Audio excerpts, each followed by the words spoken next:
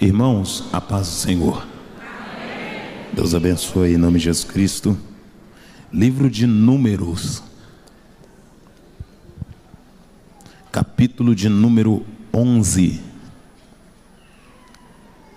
verso de número 4. Livro de Números, capítulo de número 11, verso de número 4, em nome de Jesus Cristo. Eu convido a amada igreja para colocar-se em pé, em nome de Jesus.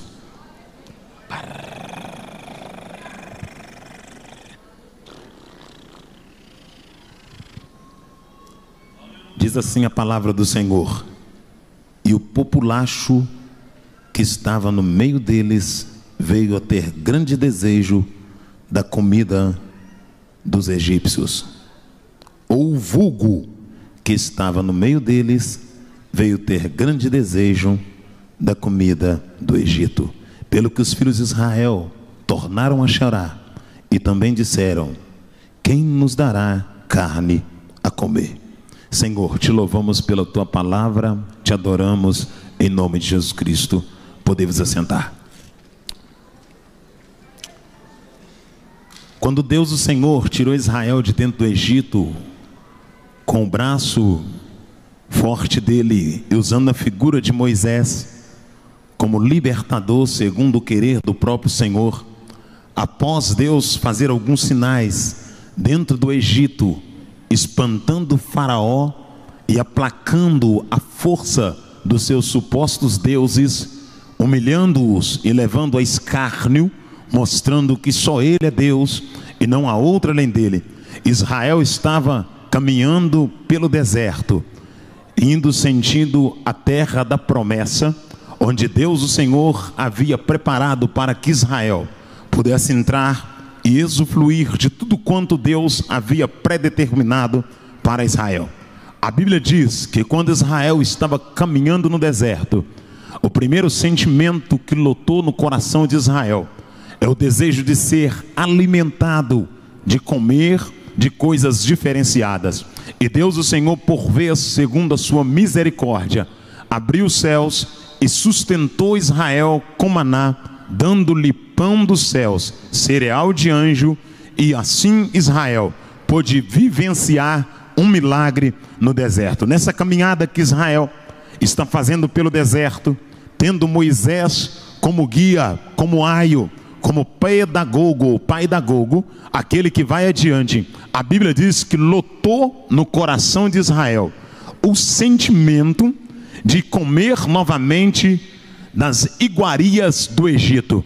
Quero que vocês entendam que Israel já estava provando das providências de Deus e já estava vivendo o sustento provido da mão do próprio Deus, mas agora em Israel brota um sentimento, um desejo de voltar a comer dos repolhos, dos alhos, das cebolas, do chuchu e do pepino que tinha dentro do Egito. E eu quero que você entenda por que esse sentimento lotou no coração de Israel, a ponto de Israel desejar ardentemente voltar para o Egito para poder comer da iguaria, do meni que era servido dentro do Egito. A Bíblia diz no verso de número 4 do capítulo 11 do livro de Números da seguinte maneira: e o populacho, algumas traduções diz e o vulgo. Quero que você entenda que a palavra populacho quer dizer a mistura. O povo de uma cultura diferenciada fazia-se presente no meio do povo de Israel. E esse povo que vinha de uma cultura diferenciada, que tinha um costume diferenciado, começou a questionar no deserto, começou a murmurar no deserto. E a Bíblia diz que o sentimento que estava lotado no coração do populacho, do vulgo, inflamou o coração dos israelitas. E os israelitas, influenciados pelo sentimento do vulgo, começaram a desejar a comida de dentro do Egito. Quero que você entenda que Israel teve o seu caráter modelado, moldado pela influência do vulgo.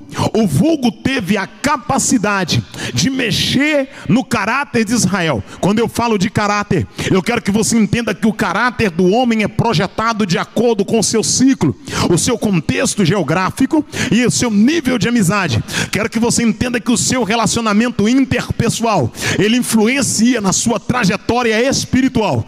Quero que você saiba que o meu caráter é formado de acordo com o nosso ciclo de amizade. Se você anda com quem ora, você vai orar. Se você anda com quem lê, você vai ler. Se você anda com quem consagra, você vai consagrar. Se você anda com quem tem uma vida apática, uma vida derrotada, uma vida completamente fora do propósito, você tende também a ter uma vida assim, porque o seu caráter, o meu caráter, ele é projetado de acordo com o nosso ciclo de amizade, de acordo com o nosso relacionamento interpessoal. Quando eu falo de caráter, eu falo de projeção, eu falo de construção da formação do caráter humano, que é construído de acordo com o tempo.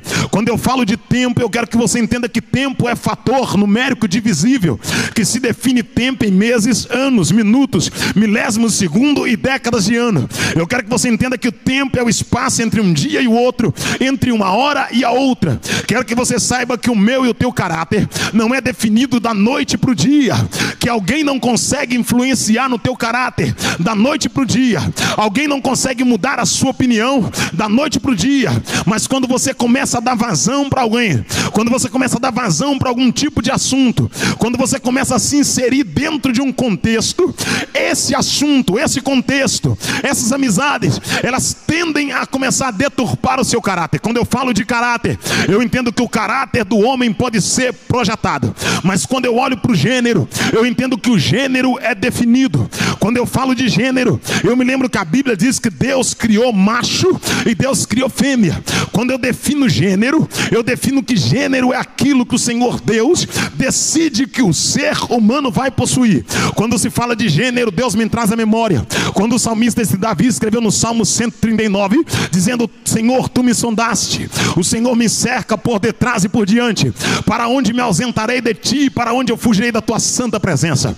Senhor, eu ainda nem era formado no ventre da minha mãe, e os meus ossos não tinham sido entretecidos, e o Senhor já me conhecia, e já tinha cada dia da minha vida escrito na palma da tua mão. O que Davi está dizendo? Davi dizendo: Deus, o Senhor já me conhecia quando eu ainda estava informe, o Senhor já sabia quem eu era, já conhecia o meu gênero, já sabia que eu seria homem, Davi, macho, que eu seria um homem e que seria alguém que traria o sêmen, que é a semente que tem a capacidade de dar continuidade a uma espécie, a uma raça. O que Davi está dizendo? Davi dizendo: Deus, quando o Senhor me formou dentro do ventre da minha mãe, o Senhor já me fez homem, macho, gênero definido. Antes de pregar na noite de hoje, eu quero que você entenda algo aqui essa noite. O caráter pode ser projetado, o caráter pode ser moldado, o caráter pode ser construído de acordo com